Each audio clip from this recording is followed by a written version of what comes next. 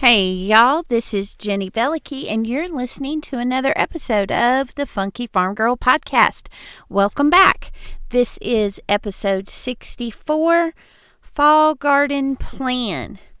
So this week I just want to kind of dive into helping you decide what, if anything, you want to grow for the fall. I really do encourage you to persevere just a few more weeks longer, just a little bit more work, and it will just reap you an amazing harvest for a lot of the winter, especially if you're in a warmer climate zone, zone 6 or higher.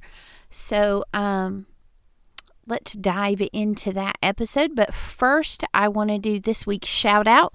And instead of shouting out my own podcast by reading you an email or a review, I actually want to shout out a brand new podcast to the podcasting world. And that is This Prepared Life podcast. It launched this week by my friend Allison. She is over at This Prepared Life on Instagram. You can follow her there. And then link from her bio to her podcast. She has 5 episodes that released this week that include everything from making a preparedness plan to food preservation and canning, to self-sufficiency where homesteading and the apocalypse meet. Allison really focuses on women who prep and the unique roles we have as caregivers and gatekeepers of our home, and the ones who feed and clothe and care for the people in our home, and how that makes us unique as people who prepare for the unknown, whether that be the apocalypse, as she says, or whether it's something as simple as a job layoff or a natural disaster like a hurricane or a tornado that maybe comes through and you're without power for a few days.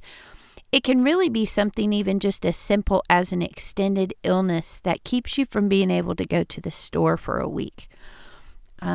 So I really encourage you to go follow Allison at This Prepared Life, and then check out her new podcast. It's excellent, and I think you will really, really enjoy it, particularly if you enjoyed last week's episode about every bit counts and being prepared in your food storing and preservation methods.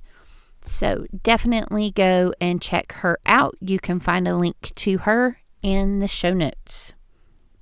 So let's get into this week's episode. I really want to talk to you about thinking ahead to a fall garden plan. And honestly, it's not thinking ahead, it's thinking about right now. I am in zone 7B and I am right on the wire. I honestly should have been thinking about a fall garden plan about a month ago, and I just have not had the headspace for it because of all the preserving of the food and everything that I've been doing. And I'm still learning the balance of and the rhythm of when to plant seeds and when to put them in the ground and when to harvest and when to put new seeds in the ground. And I have yet to be able to get it together enough to do any kind of succession planning. And so last year, the thought of adding a fall garden at one point excited me, but then when it came down to implementing it, it just was too much for me after my first great big garden, and I decided to skip it. I decided that I needed the break. I was ready to slow down. I was ready to not think about the garden all the time anymore. I had gotten my fill. I was ready for the next season. And so I didn't plant anything. And then I regretted it. I was really wishing most of the winter that I had planted something. And so this year, I'm going to do what I can to get in what I can.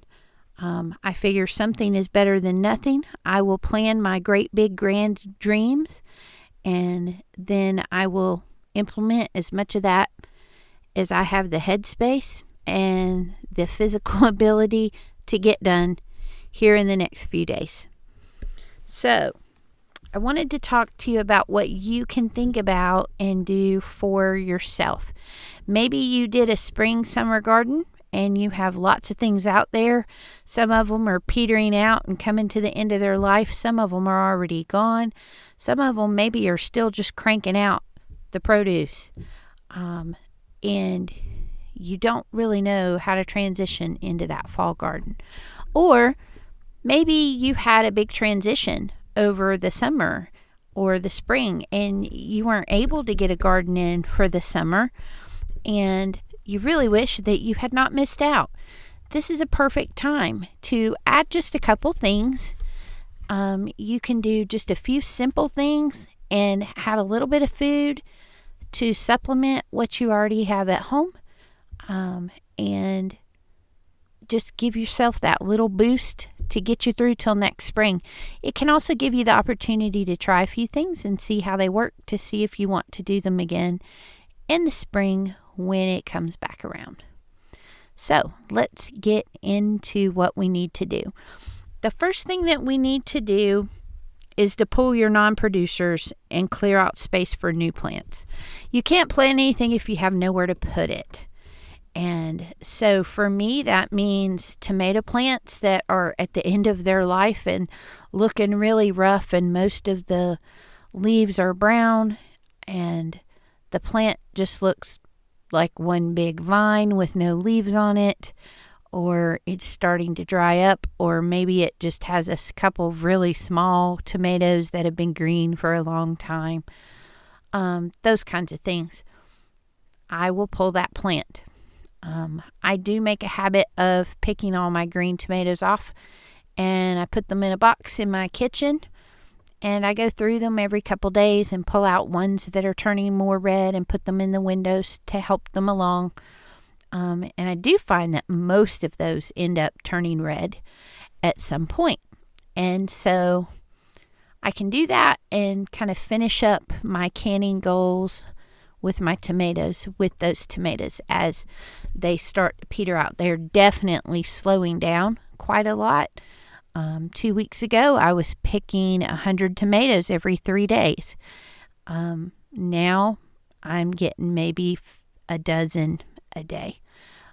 So definitely slowing down quite a lot. And I think that will just continue, and I'll just begin to prepare those beds either for the fall or for next year. So today my friend Rosanna came over and she helped me. She brought her weed whacker and she weeded most of the walking paths in the garden, and where I had planted the cucumbers, and got that all weeded and raked out, and it looks gorgeous. And now I have some bare spots that I can plant some things. So I'm really looking forward to getting out there over the next couple days and putting a couple more things into the ground. So go ahead and clear out your spaces. Make room for the fall things that you're going to be planting. So then the next thing that you need to do is find out your first frost date.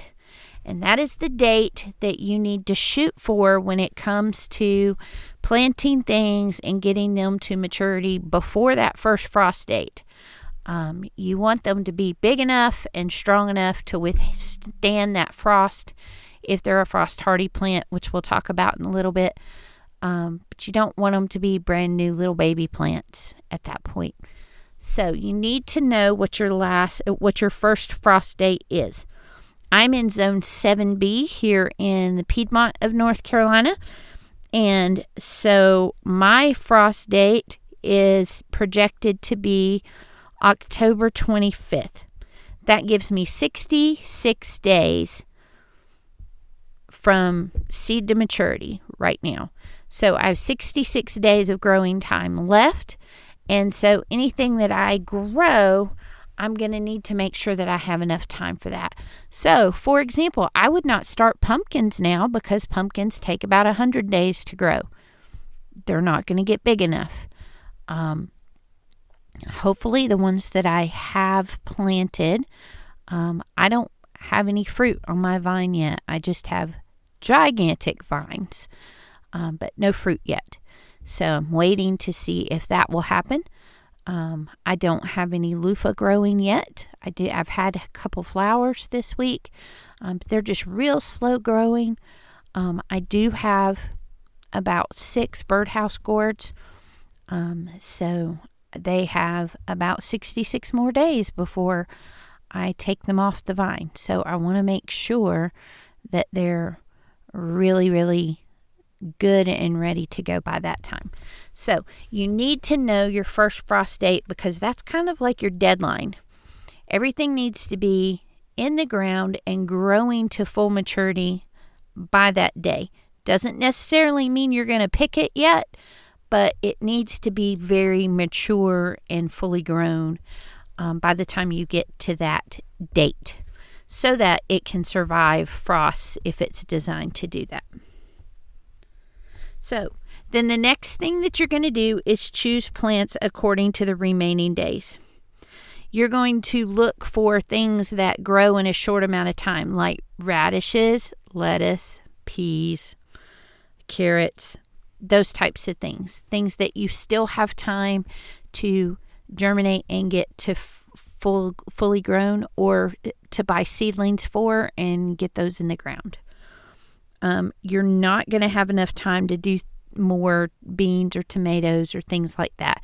So really thinking in terms of what are cold weather crops, which we'll go over, and which ones of those will meet your goals in feeding your family and in terms of production and those types of things. So pull your non-producers and clear out space. Know your first frost date. Choose plants according to how many days you have left. And then make sure you choose frost-hardy plants. Those are going to extend your growing season the most. So if you can get some things in the ground that tolerate a light frost first, and then get in things in the ground that tolerate a more heavy frost. So light frost hardy plants would be things like cauliflower, peas, and radicchio lettuces. Those things can handle a light frost, and it's not going to kill them off. They'll be fine, and they'll keep going. But then when you get to the harder frost, you're going to have to make sure that those are done and out of the garden. When it comes to harder frost, a lot of these things that I'll mention are things that you can leave out for the winter, especially if you're in zone 6 and higher. You're going to have a mild enough winter that they generally will do okay. And that would be things like arugula, broccoli, beets, cabbage, carrots, collards and mustard greens, kale, lettuces, radishes, spinach, Swiss chard, and turnips. And so think in terms of those as far as things that you can plant that, especially things like the beets and turnips and carrots, you can leave those in the ground until you're ready to use them. You don't have to pull them at maturity and then store them somewhere. You can leave them stored in the ground until you're ready to use those, and then pull them and harvest them and use them as you need to. So, next thing up on the list is be prepared to pull the things that need to be pulled before you get a frost. So when you get close to that last frost date, you're going to really be watching the weather and watching the predicted temperatures.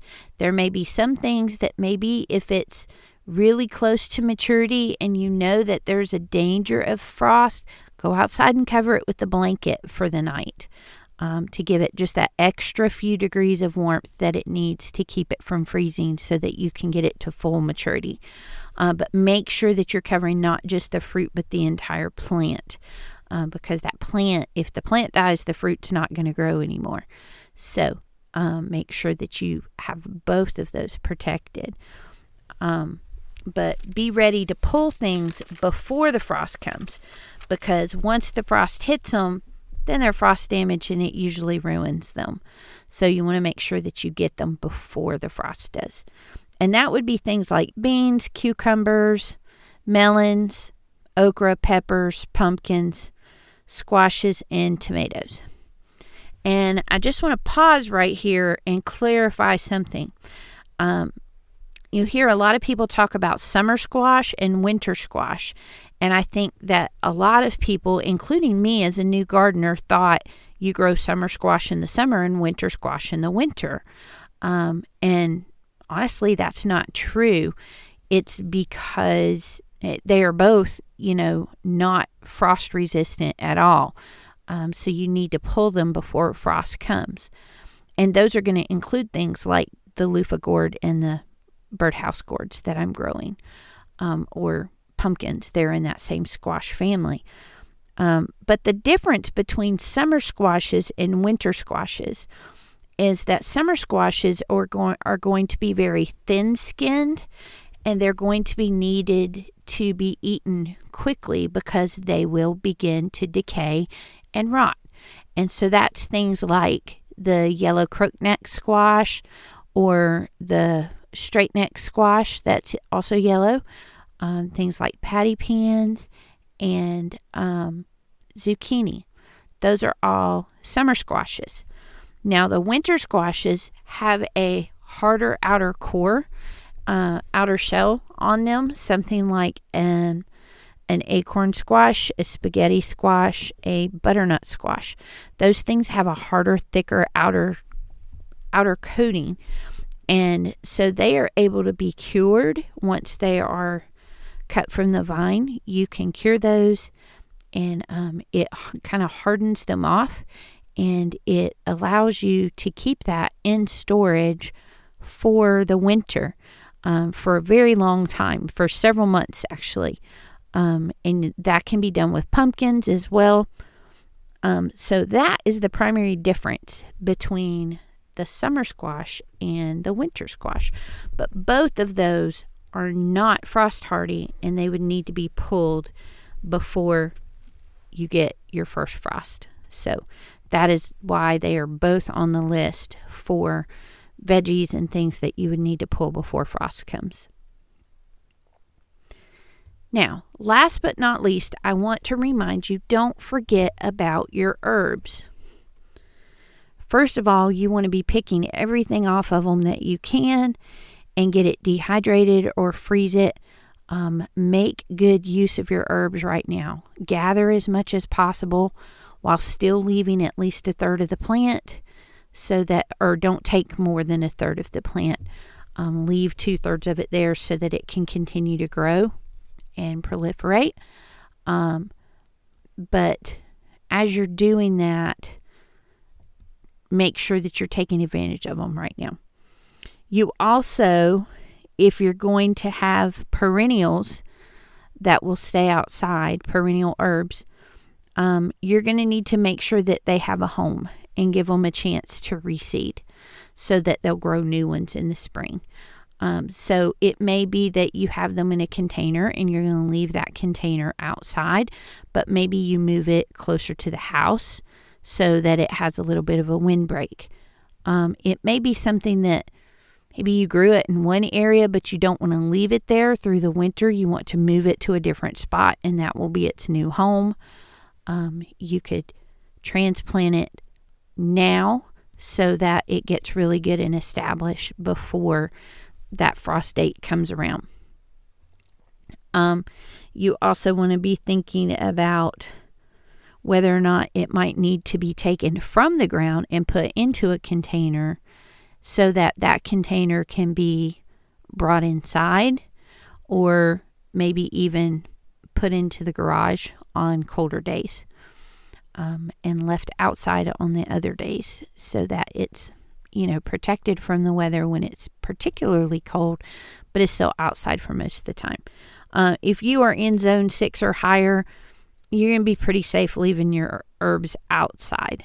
But if you do decide to bring them in, make sure you plant them in a south-facing window. That's going to give you the most sun and the most warmth for that plant. So what herbs will reseed and come back as a perennial? That's going to be things like sage, oregano, rosemary, chives, mint, thyme, lavender, parsley, lemon balm, and then the flowers in my tea garden that will do the same thing is echinacea, chamomile, and calendula. So all of those things will produce their own seeds and drop those, and in the spring those will come back. I do gather some of the seeds. I've been gathering some seed heads from my calendula so that I have some more that I can put out there, because I like to plant quite a bit of them. But because I know they're going to reseed, I will not pull those plants at the end of their life like I would something that's an annual, like a vegetable that I'm growing, because I know that those are going to come back. So I want it to stay out there. I want it to die and decompose right there and drop its seeds so that it will grow back. That's a mistake I made last year, not doing that. And I only had like one calendula plant that came back that I just missed. And then I had chamomile that came back because I didn't cut it back all the way and take it out. And so right where one of those was, really came back and made quite a good size chamomile for this year. So that's really all I have for you this week. It's a pretty short, simple episode, but I wanted to give you guys some things to think about in terms of a fall garden. I really encourage you, stick it out just a few more weeks longer. Get those things in the ground, and you're really going to enjoy being able to harvest food most of the winter. If you have questions about what you can and can't plant, or where to plant it, or what to do with it once it's harvested, you can email me, jenny@thefunkyfarmgirl.com, or send me a message on Instagram @thefunkyfarmgirl. Until next time, folks, keep your gardens going. Keep preserving food, because every little bit counts. See you next week.